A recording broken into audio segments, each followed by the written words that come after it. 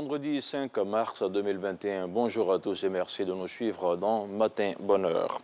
Le président de la République, Alassane Ouattara, a regagné Abidjan hier jeudi après un séjour en France, un séjour au cours duquel il a eu un entretien avec son homologue français Emmanuel Macron. C'était au palais de l'Élysée. 24 heures plus tôt, le chef de l'État, Alassane Ouattara, s'était entretenu avec son homologue français, Emmanuel Macron.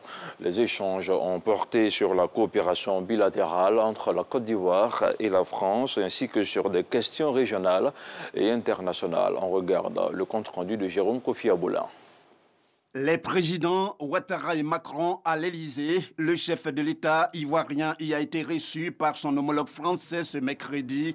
Une rencontre qui s'inscrit dans la droite ligne de la politique prônée par les deux dirigeants en vue du renforcement des relations exemplaires entre leurs deux pays. Pour eux, il s'agit précisément de mettre en exergue tous les atouts de leur côté pour soutenir le développement socio-économique et politique de la France et la Côte d'Ivoire. Une volonté commune qui leur est si chère, ce qui explique les nombreuses rencontres entre les présidents ivoiriens Alassane Ouattara et français Emmanuel Macron depuis qu'ils sont aux affaires dans leurs pays respectifs. Cette dernière entrevue entre les deux personnalités suivie d'un dîner offert par le président français à l'honneur du chef de l'État ivoirien leur a permis d'évoquer entre autres la question de la lutte contre le terrorisme en Afrique de l'Ouest ainsi que les moyens de financer de façon durable le G5 Sahel. Elle a été précédée par un entretien entre le président Alassane Ouattara et le ministre français des Affaires étrangères Jean-Yves Le Drian. Il n'y a pas de doute que le président ivoirien et son hôte aient évoqué le renforcement de l'axe Yamoussoukro-Paris avant d'en faire autant avec son homologue français Emmanuel Macron. Et sur un tout autre plan, la campagne électorale législative de demain samedi 6 mars s'est achevée hier jeudi à minuit. Pendant une semaine, les affiches électorales ont fleuri de partout, les caravanes ont sillonné les routes et les meetings de campagne ont été innombrables. Une campagne qui s'est déroulée sans violence. Et puis en vue de superviser le bon déroulement du scrutin du 6 mars, c'est-à-dire le scrutin de demain samedi, des observateurs seront déployés sur l'ensemble des sites de vote. Des observateurs qui viennent de bénéficier d'une formation. Sidonie Davila nous en dit plus. 1 heure d'échange, commission électorale indépendante, CEI et observateurs électoraux pour mieux accorder les violons. Pour des législatives paisibles, transparente et crédible, la CEI appelle à une meilleure collaboration le 6 mars prochain. Et nous sommes convaincus que votre présence permettra de renforcer la confiance entre les candidats et la CEI, mais mieux entre les électeurs et la commission électorale indépendante. Votre présence dans les bureaux de vote permettra certainement de décourager des tentatives de fraude, d'identifier des irrégularités et, in fine, de fournir une mesure exacte de la qualité de l'élection.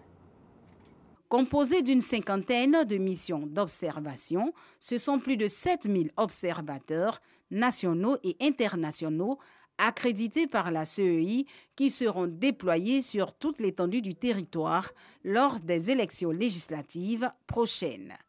Nous attendons vraiment de vous et relativement à la charte de l'observation des élections en Côte d'Ivoire que nous avons mis dans vos documents, un rapport sans complaisance et surtout des recommandations afin de nous permettre de nous améliorer pour la prochaine élection. Pour mener à bien leur mission, les observateurs s'engagent à respecter les dispositions de la charte de l'observation des élections en Côte d'Ivoire produite par la CEI ainsi que le code de bonne conduite signé par l'ensemble des observateurs électoraux. Un mot de culture à présent avant de refermer cette page d'information au cœur de Matin Bonheur. Le festival Achenou Pays de la RTI sera à sa 9e édition cette année. Et c'est la capitale du Bouaké qui va abriter l'édition 2021 de ce festival. Un rendez-vous culturel qui est également un moment de partage. Le directeur général de la RTI a fait un don en vivres et non-vivres à la maternité du CHU de Bouaké. Le reportage de Kader Sogodogo. Salle de conférence du CHU de Bouaké. Cérémonie de don du directeur général de la radiodiffusion télévision ivoirienne, RTI, à la maternité de ce centre hospitalier. Un don en vivres et non-vivres qui rentre dans le cadre de la 9e édition de Achenou Pays, un festival de la RTI. Le choix de la maternité du CHU de Bouaké n'est pas fortuit. Le choix de la maternité même, ce n'est pas fortuit. Quand on sait que la maternité est source à la fois de natalité et de nativité, les deux à la fois. C'est là qu'on pousse le premier cri, le souffle de vie part de la maternité. Donc c'est tout simplement un geste de solidarité, un geste de partage, un geste de générosité en tout, une action sociale que la RTI voudrait poser à l'endroit de la maternité du CHU de Bouaké. Un don salué à sa juste valeur par le représentant du directeur général du CHU de Bouaké. Le premier président de la République de Côte d'Ivoire, Feu Houphouët-Boigny, disait « Nous avons choisi le capitalisme, mais un capitalisme avec un social très hardi. Ça veut dire qu'on doit aider les autres. » Je voudrais préciser pour ceux qui sont très religieux que le social existe dans la religion. Ça sera l'aumône pour les musulmans, ça sera la dîme pour les chrétiens. Et par ce rappel, je voudrais dire aux uns et aux autres que oui, nous sommes une structure sociale, nous avons besoin de votre aumône, nous avons besoin de votre dîme. Le festival Achenou Pays se veut un cadre de valorisation de l'excellence culturelle en Côte d'Ivoire. Achenou Pays, c'est un festival qui prône la promotion de nos us et coutumes.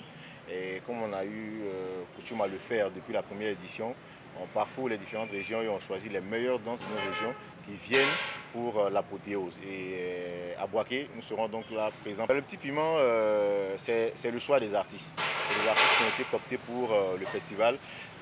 Nul n'est sans ignorer la suprématie de la tigresse Sidonie. Voilà, nul n'est sans ignorer le talent et le charisme de Luxon Pado. Nul n'est sans ignorer le talent fou de ces jeunes, les leaders. Bref, pour dire qu'on a choisi les meilleurs pour Bouaké. Bouaké, c'est chez nous. Top au départ du festival, le vendredi 5 mars 2021 à 19h sur le boulevard du Carnaval. Et c'est tout pour le 6h30. On se retrouve dans une demi-heure pour vous donner la quintessence de l'information internationale, c'est-à-dire à 7h. Et oui,